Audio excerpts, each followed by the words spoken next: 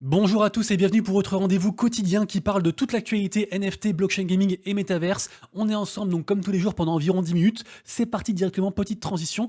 Évidemment, juste avant, si vous voulez donner un peu de force à la chaîne, n'hésitez pas à liker, partager, commenter. Le petit pouce en l'air, bien sûr, vous connaissez. Merci beaucoup à tous ceux qui le font. On est de plus en plus nombreux et ça fait grave plaisir. Aujourd'hui, on démarre directement avec la news qui fait beaucoup parler de la part de Tai.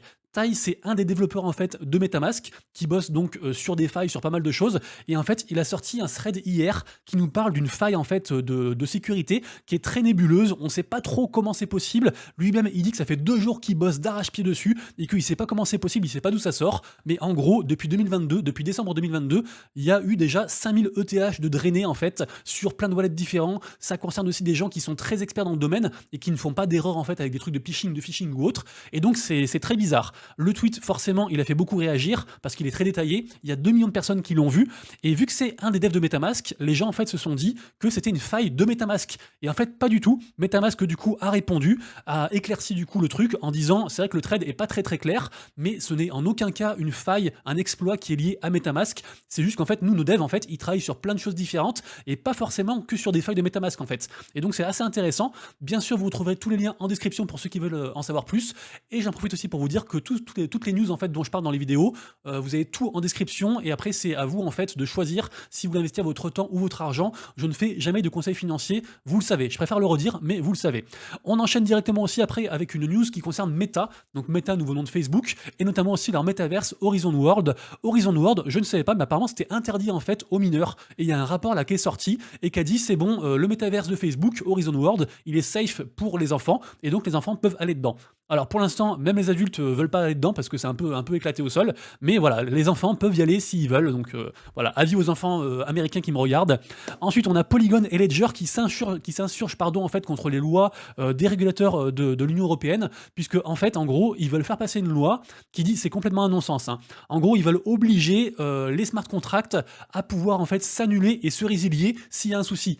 Sauf qu'en fait, il y a des mécaniques en fait de smart contracts qui sont autonomes et une fois qu'ils sont lancés, on peut plus rien faire. Et c'est un petit peu aussi entre guillemets la beauté de la blockchain, et du code, c'est que ça rend possible en fait de telles choses et ça enlève le facteur humain qui peut des fois être un peu cupide ou faire de la merde. Et du coup là en fait, il demande un truc qui n'a aucun sens et qui va contre la philosophie en fait de la blockchain, des smart contracts, etc. Malheureusement, c'est une loi en plus parce que en fait c'est pas la seule. Il y a beaucoup de choses qui sont assez compliquées et je ne sais pas pourquoi les régulateurs ne s'entourent pas des gens compétents pour faire leurs lois parce que c'est des trucs comme ça, il y en a limite tous les jours quoi. Donc vraiment relou. On va ensuite parler d'une affaire qui a fait beaucoup parler semaine dernière puisqu'il y a une photo qui a leak en fait de plein de cartes Pokémon assez neuves. Vous savez que le marché des cartes Pokémon c'est un truc énorme et en fait les gens se sont dit mais c'est bizarre, on dirait de la contrebande en fait. Les cartes sont quasiment neuves, il y a un truc qui va pas. Ils ont contacté du coup Pokémon et les gens qui font les cartes et effectivement ils ont dit ouais en gros on a des cartes qui ont disparu, on les recherche, c'est un peu compliqué. Et c'est vrai que les gens du coup se sont posé des questions en se disant mais c'est pas normal, nous on paye très très cher et en fait on connaît pas la supply, on sait pas d'où ça sort, on sait pas qui a les cartes et tout ça et c'est compliqué. Et c'est vrai que nous, en fait, étant utilisateurs de la blockchain et des NFT, en fait, la technologie NFT répond à tous ces besoins. Parce que du coup, grâce à la blockchain, bah, du coup, c'est traçable. On sait qui est le propriétaire, un propriétaire unique du coup par NFT. On sait aussi du coup la supply totale, donc le nombre total en fait de NFT qui est pas forcément modifiable du coup, suivant comment est fait le smart contract. Donc c'est vrai que du coup, ça répond à tout ça. Je vous rappelle aussi bien sûr que Pokémon, ils ont distribué un message, une espèce d'annonce en fait d'emploi il y a environ 1 ou 2 mois. Ils recherchent activement un expert de la blockchain et des NFT. Donc ils vont arriver, je pense, dans le Web3, c'est sûr. On ne sait pas encore trop quand. Mais c'est vrai que ce genre d'article et d'affaires, du coup, nous conforte en fait dans notre position, on va dire, d'adepte de la blockchain et de ces nouvelles technologies. Article suivant sur la collection NFT de Trump. Alors, pas la première, une seconde. Il en a fait une seconde. Une fois de plus, du coup, c'était accessible que aux Américains. Donc, nous, du coup, on pouvait pas l'acheter. Ça coûtait 100 balles. La collection, du coup, est ici. Elle coûte actuellement 0,06 ETH. Donc, du coup, c'est un bon truc pour les gens qui l'ont acheté. Du coup, Trump, lui, il s'est fait entre 3 et 4 millions de dollars grâce à ça. Sans compter, du coup, bien sûr, les 10% de royalties qu'il a affiché là, vu que la collection continue, bien sûr, à performer. Le truc, c'est que, en fait, il avait déjà une collection avant. Et en fait, elle est complètement en mode slow rug. Du coup, il a abandonné. Donc, le prix, du coup, s'est effondré. Et du coup, ça pose quand même beaucoup de questions. Est-ce que c'est vraiment légal? Enfin, c'est assez compliqué. Mais en tout cas, sa seconde collection marche. Et RIP à ceux qui avaient la première, du coup. Mais vraiment, c'est. Voilà. En tout cas, ça fait beaucoup parler. Moi, je suis pas forcément d'accord, du coup, avec tout ça. Parce que, bah, c'est de la merde. Allez, faites comme vous voulez, je reste neutre, faites comme vous voulez. Allez, quelques petits chiffres. On commence d'abord avec Stockwhite's NFTs. C'est un compte Twitter que j'aime bien, avec lequel on peut comparer un petit peu les volumes en fait depuis novembre 2022. Je vous rappelle que du coup fin d'année dernière, en fait, c'était un petit peu la mierda avec FTX, avec pas mal de choses. Là, du coup, on a eu un très beau début d'année, et là, c'est vraiment en train de redescendre. Donc pour l'instant, sur avril, on est quand même à 380 millions. Je pense qu'on fera moins que mars. Gardez en tête qu'on est toujours en bear market, ça reste un marché compliqué, donc faites vraiment attention à vous. Et même quand il y a des phases de hype avec les tokens actuellement ou des NFT ou autres, et prenez toujours un peu de recul parce que d'un point de vue macro, c'est pas forcément la meilleure période actuellement pour investir en fait dans ce domaine-là. En tout cas, je parle pour la niche des NFT bien sûr. Également aussi quelques petits stats de la part de CoinGecko sur un petit peu la mainmise et le marché NFT par rapport aux différentes marketplaces. Pour l'instant, du coup, on voit bien qu'en orange, c'est Blur qui est complètement dominant en fait depuis du coup leur politique de royalties à 0% plus le airdrop. Après, bien sûr, là en avril, on a OpenSea Pro qui est sorti. Du coup, j'ai hâte de voir du coup les stats de avril pour voir si OpenSea Pro a rattrapé un petit peu Blur. Donc, on suivra ça bien sûr évidemment. News suivante qui concerne du coup Franklin. Franklin, je vous rappelle que c'était une des whales en fait des NFT Bored Ape Club, donc la plus grosse collection NFT qui existe, le truc le plus hypé. Dernièrement, du coup, il s'est fait scam en fait 4 millions de dollars parce qu'il a investi dans un rug d'un de ses potes. Enfin, j'en ai parlé il y a environ 2 ou 3 jours. Il a vendu tous ses Bored Ape, il s'est retiré du truc momentanément, on espère. Mais c'est vrai que c'est un petit peu la fin d'une légende. Donc j'étais obligé du coup de vous en parler, le fait qu'il ait comme ça retiré son compte Twitter pour l'instant. Après, je crois qu'on a. Alors, dites-moi si je me trompe, mais je crois que quand on désactive son compte Twitter, on a genre 1 an pour le récupérer ou un truc comme ça. Enfin, je crois qu'il y a une période comme ça à voir. Ensuite, Cyberbrokers, qu'est-ce que c'est? C'est une initiative assez sympathique. En gros, c'est un projet qui existe depuis fin d'année dernière. Ils ont release environ 70 000 NFT, je crois. Et le truc, c'est que c'est de la full customisation de NFT. Donc les gens, du coup, ils peuvent tout changer ce qu'ils veulent. Enfin, c'est vraiment libre cours aux gens. Juste, du coup, il y a la supply en fait liée à la collection. Et donc, en fait, aujourd'hui, ce soir, apparemment, il y a leur soirée de lancement. Donc, du coup, voilà, ça peut être un truc sympa à checker. Pour ceux qui veulent en savoir plus, vous aurez tous les liens en description avec un article assez complet sur nftculture.com. Ensuite, on a parlé du rappeur qui s'appelle, comment il s'appelle? Il s'appelle Central C. Je ne connaissais pas, du coup je suis allé voir, il est quand même assez connu, 2,2 millions de follow du coup sur YouTube. Et en gros, ce mec là du coup il va faire des NFT grâce à une boîte, une startup suédoise. Ça sera du coup en pré-vente le 26 avril. Donc voilà, c'est un petit peu niche, mais je voulais quand même vous en parler. Et vu que c'est du rap et que du coup tout à l'heure à 5h30 j'ai une AMA sur ma chaîne Twitch avec Yadek qui a un peu un truc de rap à la Sorar, ça faisait un petit peu un écho et comme ça me permettait de vous le redire du coup pour tout à l'heure. On enchaîne directement avec une petite information de la part de Jérémy Bouss, qui est un artiste Web 2 et aussi NFT, qui est pas mal en train de monter d'ailleurs en ce moment. Les gens parlent de plus en plus de lui. Et en fait, là, il fait un nouveau programme, entre guillemets, une nouvelle initiative qui s'appelle Western Art Depth, et en gros, qui vise à ramener les artistes occidentaux du Web 2 dans le Web 3 en fournissant des tools, en du coup les aidant aussi à diffuser en fait leur œuvre NFT. Donc ça commence du coup très bientôt, je crois que c'est en début mai que ça commence, et du coup il y aura des NFT 1 sur 1 qui vont être délivrés comme ça et qui seront mis en vente du coup pour la commu. Ça c'est très intéressant parce que, alors c'est un mint du jour qui sera cette nuit, donc j'en reparle après, mais en gros à 1h du mat, il y aura Mad Labs. Mad Labs, c'est la collection PFP en fait de Backpack, et en gros Backpack, c'est un peu une sorte de wallet social sur ETH et Solana qui marche très très bien, qui a une très grosse hype. Donc là voilà, ils ont fait quelques petits leaks sur les NFT, on suivra ça du coup, mais pour moi c'est un des rares trucs qui devrait marcher du coup aujourd'hui. Ensuite Azuki qui nous fait du coup un très bel event à Las Vegas, une annonce d'event à Las Vegas pour le 23 juin. Azuki qui a une des rares collections NFT sur ETH, c'est sur ETH, qui est en train de performer actuellement. Il y a quasiment tout qui baisse, mais Azuki pour l'instant ils font des très très belles choses. Les gens sont vraiment contents, il y a de plus en plus de whales dessus, donc bravo du coup à cette commu là.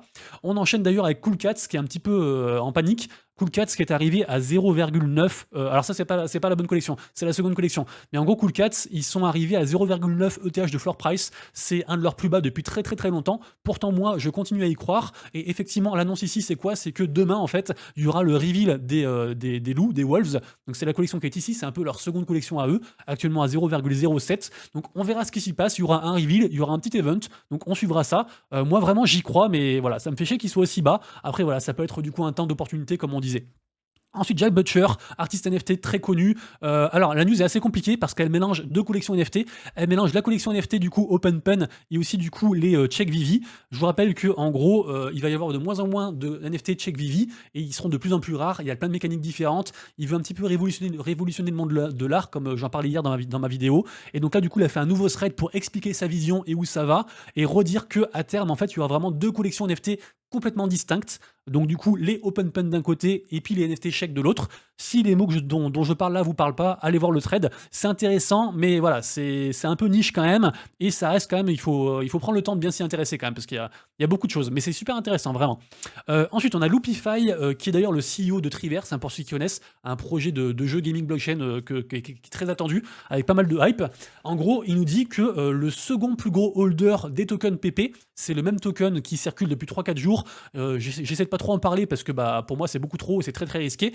Mais en gros, c'est juste pour dire que il y a pas mal de holders qui appartiennent à la collection Milady.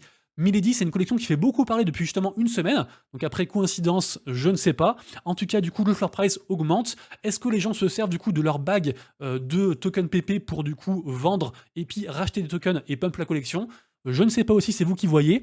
En tout cas, voilà, le mec, lui, il y a quelques jours, il a dépensé 0,12 ETH et actuellement, il a quasiment 2 millions en tokens PP. Donc voilà, faites attention à vous, bien sûr. Mais c'était juste pour vous dire que, du coup, vu que c'est un petit peu lié, du coup, à une collection, peut-être que du coup il y aura un pump, enfin en tout cas des mouvements par rapport à Milady, donc à checker. Après cette collection est un peu sombre quand même, c'est un peu bizarre, mais bon ça reste intéressant aussi. Ensuite on a l'application Asset Dash, qui est une appli que moi-même j'utilise en fait, hein, qui permet de traquer ses wallets. Il y a aussi un système de loterie, de tickets à gratter, de choses comme ça, donc on peut aussi gagner des choses en utilisant l'appli. Et du coup voilà, c'est un truc que j'aime beaucoup. Et en gros là ils ont annoncé du coup dernièrement, j'étais passé à côté, ils vont faire une collection NFT aussi. Donc voilà, ceux qui sont intéressés, vous retrouvez bien sûr le lien en description. Dernière info générale du jour, c'est Connexio. Connexio, en gros, c'est une boîte qui vise à favoriser l'inclusion numérique. Je ne savais pas, mais apparemment, il y a environ 13 millions de personnes en France qui souffrent aujourd'hui d'électrodisme, c'est-à-dire des personnes en fait qui ont une incapacité à utiliser des appareils numériques. Et du coup, bah forcément, les NFT, les ordi, tout ça, ils sont à des lieux de tout ça. Et en gros, là, il va y avoir une vente aujourd'hui par Connexio qui vise à récolter des fonds. En fait, ils ont engagé 8 artistes pour faire ça. Et apparemment, voilà, ils visent à aider ce type de personnes-là. Donc super intéressant. Du coup, ceux qui veulent participer à ça, bien sûr, vous aurez le lien en description. Allez, on passe ensuite à la partie NFT à surveiller et mint du jour. Donc comme tous les jours, bien sûr, vous retrouvez sur mon compte Twitter, on va dire l'essentiel des mints qui sont pour moi les plus hypés et des collections NFT, bien sûr, à surveiller. Donc aujourd'hui, on a la seconde phase du coup d'un free mint qui s'appelle Cult Dolls, qui est assez hypé d'ailleurs. On a aussi, alors ça c'est intéressant aussi, mais j'ai pas trop suivi. On a Hera du coup, qui est une collection NFT en mode cyberpunk avec du coup plein d'interactions. Enfin, c'est très très large. Donc allez voir ça, mais pareil aussi, ça me semble intéressant, mais j'ai pas de dig plus que ça. Ensuite, ça c'est la collection, on va dire la plus hypée aujourd'hui. C'est un espèce de cercle VIP, ça s'appelle VLVT. Voilà, donc ça sort du coup tout à l'heure, ce soir. Également aussi bien sûr Mad Labs, dont j'ai parlé juste avant. Hein, c'est le mint pour moi le plus hypé de la journée, qui se passe du coup sur Solana. Hein, je crois que c'est 6,9 soldes de floor price, enfin de mint, donc assez cher, mais je pense que ça va marcher. J'espère en tout cas, moi-même, je vais minter. À surveiller bien sûr Nakamingos, ils sont partis à 0,25 là, donc ça a beaucoup baissé. Est-ce qu'ils vont passer en dessous de 0,2? On ne sait pas, tout est possible, mais du coup on surveille, ça reste une très grosse collection. Également aussi depuis hier, on a Ashiba qui est en train de cartonner. Les volumes sont vraiment grandissants, c'est incroyable. Je sais pas d'où sort la hype, mais vraiment c'est ouf. Bien sûr la collection de Trump dont je parlais juste avant, et puis aussi les Cool Cats, vraiment ça me fait mal au cœur qu'ils soient aussi bas, donc voilà, moi je pense vraiment que je vais en acheter, mais voilà, j'attends de voir un peu l'event de soir, de demain avec les loups, et puis je verrai pour en acheter. Au niveau global, beaucoup plus de ventes que hier, un 8% de ventes en plus, beaucoup moins d'acheteurs, donc marché très compliqué, j'arrête pas de le dire, mais vraiment faites très attention à vous, beaucoup de volatilité aussi très présente sur Solana. Je vous rappelle que Solana, par exemple, la collection Clénosaure, collection que j'aime beaucoup et dont je parle régulièrement, elle était quasiment à 100 sols il y a environ 15 jours, il y a 10 jours ou environ une semaine, elle était à 60 sols, là elle est remontée à 72 sols, donc c'est vraiment du coup les montagnes russes. Une collection par contre qui performe bien, j'en avais parlé quand c'était à 60 sols sur les annonces en fait qu'ils avaient faites, c'est OK Beers. OK Beers, ils sont assez solides, hein, ils sont en train de se consolider, ils sont passés à 82 sols de floor price alors qu'ils étaient à 60 il y a environ une semaine, donc du coup bravo à eux. Et par contre, SMB qui a été racheté et qui pour l'instant est en train de descendre aussi un petit peu, donc on voit où ça va, mais c'est vrai que là c'est d'un jour à l'autre, c'est vraiment le jour et la nuit quoi. Du coup donc ça Nakamingos on en a parlé, du coup 0,27 ETH de floor price, ça a monté un petit peu. Aishiba, c'est les collections avec beaucoup de volume dont je parlais juste avant, 0,0 0,016 de floor price. Aishiba qui est ici aussi. Les G-Tags, je vous rappelle que l'annonce a été officialisée, hein, ce sera la collection PFP officielle du coup de TenKTF. TenKTF qui est une espèce de marketplace un peu digital qui a été racheté par Yuga Labs il y a déjà un bon moment de ça. Je crois qu'il y a toujours la légende comme quoi il faut un burn 4 pour du coup avoir la PFP, donc on verra où ça va. Pour l'instant du coup ça a pas mal diminué, ça oscille entre 0,6 0,8. Voilà, je pense que c'est un bon prix d'entrée, mais renseignez-vous bien entendu. Et on finira sur aussi les Schtroumpfs. Les Schtroumpfs qui depuis hier du coup font leur vente aux enchères. Je pensais pas que ça allait marcher autant, vraiment, je suis assez agréablement étonné. Il reste encore 1 jour et 4 heures, et en gros voilà, les gens ils enchérissent, et du coup suivant le nombre de personnes qui enchérissent, et ben vous aurez plus ou moins de NFT. Par exemple, actuellement les NFT là, ils sont à 0,02 0,023 ETH unité chacun. Donc voilà, par exemple lui qui a enchéri pour quasiment 8 ETH, bah du coup si plus personne enchérit, il aura 340 NFT. Voilà, donc on saura ça du coup demain. Ensuite passons du côté gaming, pas mal de choses à dire. Déjà on a une grosse annonce de la part de Otherside Meta, qui est le métaverse des Bored Ape. Pourquoi je l'ai mis dans le gaming? Parce que ça concerne en fait directement la collection des vaisselles. Et en fait les vaisselles, c'est la collection qui sera utilisée en fait dans Legends of Mara, qui est un jeu 2D en fait, qui est très attendu du coup par la communauté NFT.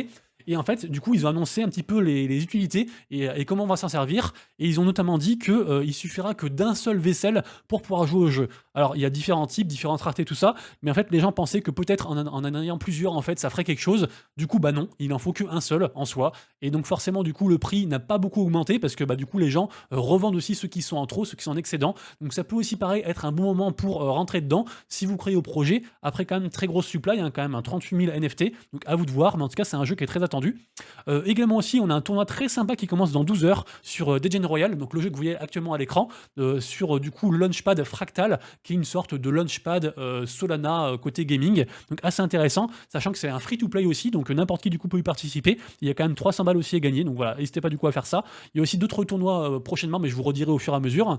Illuvium qui nous donne des petites images de leak du coup de sa bêta privée 2, donc du coup de Overworld, hein, le monde ouvert. Donc là on voit du coup des petites images sur un monde enneigé, donc toujours assez sympa. Illuvium, je vous rappelle que c'est un très gros projet gaming blockchain, un des plus gros, un espèce de croisement entre un petit peu TFT, Teamfight Tactics pour le mode de combat, et aussi un petit peu Pokémon monde ouvert pour du coup le mode recherche, mais vraiment très intéressant, c'est un projet que je suis d'ailleurs de très près. Ensuite, OpenSea nous rappelle que dans 3 jours, il y aura NFT Champions.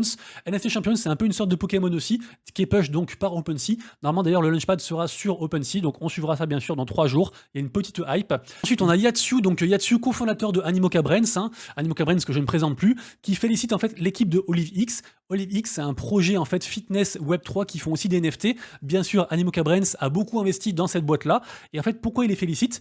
Parce que, en fait, apparemment, on a Six to Start, qui est une des filiales de OliveX, qui en fait a sorti le projet Zombies Run Game. Et Zombies Run Games, en fait, c'est une espèce d'appli qui est en partenariat avec Marvel. C'est compliqué, hein. Ils sont en partenariat avec Marvel, et donc c'est exactement ce qu'on voit du coup à l'écran ici dans la petite vidéo. En gros, les gens ils courent et ils ont des encouragements du coup de, je sais pas, de Hulk ou autre. Et c'est un truc qui du coup qui est chouette et qui est lié à une grosse licence que les gens aiment bien. Et du coup, voilà, on voit un petit peu toutes les implications entre différents acteurs. Et je trouvais ça assez intéressant pour vous en parler. Et on va ensuite parler de Hub et de la tendance gaming en fait de différentes boîtes qui sont en fait en mode les gars, on veut devenir la référence en fait du lancement de jeux, du partage de jeux sur la blockchain et qu'entre guillemets en fait les gens viennent sur notre plateforme et trouvent tout ce qu'ils veulent trouver. Donc là par exemple on a BIM qui veut devenir du coup la référence, le hub pour du coup la blockchain sur Avalanche. Je vous mettrai bien sûr le lien en description pour ceux qui veulent en savoir plus, sachant que ça reste assez niche et que moi j'ai assez peur. Il y a quand même beaucoup d'écosystèmes qui veulent faire ça, donc ils sont tous du coup en concurrence parce que au final même s'ils visent certains écosystèmes, à terme en fait ils ont tous une notion de comment dire d'interopérabilité et d'extension à travers différents écosystèmes et différentes blockchains. Donc au final ils vont tous être concurrents les uns les autres et ils pourront pas tous survivre en fait. Donc on verra où ça va pour l'instant. Et on a aussi d'un autre côté on a aussi Iskra. Iskra eux ils sont sur la blockchain Clayton et c'est pareil aussi, ils veulent faire pareil, ils veulent être la référence en fait sur la blockchain. Donc pour ceux qui sont intéressés par les petits écosystèmes et ce genre de projet, vous aurez tous les articles du coup en description. Information suivante qui concerne le tout premier projet NFT ever. Je sais pas si vous le savez, les gens en général ne le savent pas, mais en 2015 est sorti le jeu Spells of Genesis, qui était le premier jeu blockchain NFT ever en 2015. Donc du coup ils ont toujours d'ailleurs des NFT à vendre, hein. C'était sur la blockchain Bitcoin, hein, si je dis pas de bêtises, via du coup je sais plus trop quoi, enfin via une espèce de... C'était pas vraiment sur Bitcoin en fait, c'était sur un espèce de surcouche de Bitcoin pour la faire courte. Mais bon bref, du coup c'est un projet un peu emblématique. Et en fait dernièrement du coup les créateurs de ce projet-là, du coup de Spells of Genesis, ils ont sorti une espèce d'abonnement en gros. Ça c'est un article qui résume un petit peu tout ce que je viens de vous dire, donc vous irez voir du coup en description. Donc du coup c'est Everdreamsoft, les mecs qui sont derrière du coup le projet qui sortent ça. Et en gros on peut en fait adhérer à un abonnement, et cet abonnement en fait il vous donne des cartes régulièrement. Et en gros, c'est des cartes qui sont des cartes à collectionner. On peut aussi jouer avec. Et en gros, ça commémore en fait certains événements importants de la blockchain, du gaming, de l'écosystème, des choses comme ça. Donc voilà, ça reste assez intéressant. J'ai pas le prix ici. En tout cas, voilà, sachez que le jeu est toujours dispo. On peut toujours y jouer. Hein. On peut jouer sur Google Play et aussi sur l'App Store. Donc voilà, ça s'appelle Spell of Genesis. Et pour ceux qui sont intéressés, je crois que j'en parle aussi sur ma vidéo de la, comment dire, de l'historique en fait, de l'histoire des Play to Earn. C'est une vidéo que j'ai sortie il y a environ 2 ou 3 mois. Donc voilà, je retrace toute l'histoire des Play to Earn en fait depuis leur début. Donc n'hésitez pas à aller voir, je vous mettrai bien sûr le lien aussi en description pour ceux qui veulent en savoir plus bien sûr. On passe ensuite à OASX. OASX c'est une blockchain en fait, OASX, qui est d'ailleurs un token, le token OAS, je sais pas comment on prononce. Et en fait là apparemment en stackant du coup le token, on peut du coup avoir en fait des NFT gratuitement. OASX c'est une blockchain en fait qui est axée gaming à 100%, et donc voilà on peut du coup avoir des PFP pour leurs prochains jeux qui seront utilisables dans leurs prochains jeux, dans pas mal de choses. Ils font beaucoup de choses différentes, donc n'hésitez pas du coup à voir du coup cet écosystème. Ça reste encore aussi très très niche, mais je trouve ça intéressant et donc je vous en parle. C'est un projet que moi-même je suis personnellement. Magic Eden, la marketplace principale de Solana, qui depuis s'est étendue à plein de trucs, Bitcoin, ETH, Polygon, etc., qui est en train de devenir un mastodonte. Ils vont faire en fait un Twitter Space qui sera, je pense, très intéressant. Du coup, il y a pas mal de projets en fait que moi-même j'aime beaucoup en fait, notamment Sparkadia, Wildcard, Azra Games aussi. On aura aussi quelques influenceurs, notamment Brycent, qui feront ça. Donc voilà, ceux qui veulent du coup en savoir plus, bien sûr, vous retrouvez le lien en description. C'est aujourd'hui à 19h, heure française. Ensuite, Citizen Conflict, c'est un free-to-play MMO qui est assez attendu, avec une hype de plus en plus grandissante, qui est censé sortir ce mois-ci. On est déjà le 19 avril, donc a priori dans très peu de temps. Pour ceux qui veulent en savoir plus, parce que du coup ils réalisent en fait des infos un petit peu au compte-gouttes, je vous ai trouvé un article sur playtoearn.online qui résume un petit peu le projet et tout ce qui s'y passe. Donc du côté de la blockchain Aptos, on a Metapixel qui est leur plus gros projet gaming, qui va faire du coup leur seconde session de playtest de leur jeu principal qui s'appelle Grand Saga Unlimited, qui est un MMORPG à grande échelle en monde ouvert. Donc n'hésitez pas pareil aussi à vous inscrire, vous aurez tous les liens en description. J'arrête pas de dire ça aujourd'hui, j'ai l'impression. Axie Infinity, ça y est, du coup la nouvelle saison, la saison 2 de Homeland commence. Donc c'est le mode de jeu qui est lié directement au land Axie Infinity. Donc du coup ce sera parti pour 30 jours avec de nouvelles expériences, les gens qui buildent du coup sur les lands des autres. Pareil aussi, il y a un système aussi de reward, donc n'hésitez pas non plus à aller voir tout ça. Axie vraiment, il continue à faire de très très belles choses. Et on finira la vidéo du jour avec Overworld. Overworld, c'est un projet de cœur que j'aime beaucoup. J'essaie par tous les moyens de me faire whitelister, mais pour l'instant je n'y arrive toujours pas. En tout cas là on en sait un peu plus sur le projet, notamment avec un espèce de système en fait de stacking. On va pouvoir en fait stacker les NFT PFP quand ils sortiront, on sait pas encore quand. Après du coup obtenir apparemment du manacite, et grâce à ce manacite avoir en fait des domaines qui sont en gros des lands, et en fait les lands sont sous forme de DAO, et après du coup on pourra aussi du coup être partie prenante en fait de la commu et participer du coup aux décisions via du coup un système de gouvernance. Donc très intéressant aussi de voir ça, et la hype est grandissante sur ce projet, donc voilà, je continue à vous en parler bien entendu. À la base c'est voilà, c'est un cross-platform multiplayer RPG. Les amis, du coup c'est tout pour moi, j'espère que vous avez kiffé la vidéo du jour. On se retrouve tout à l'heure à 5h30 sur Twitch, enfin je commencerai le live à 4h30 je pense, mais en tout cas à 5h30 pour l'AMA avec du coup Yadek, le projet de rap Sorar, et sinon du coup demain pour les actus. Et d'ici là bien sûr, prenez soin de vous, de proches et de vos lettres, c'était Monsieur Rabbit, des bisous, ciao.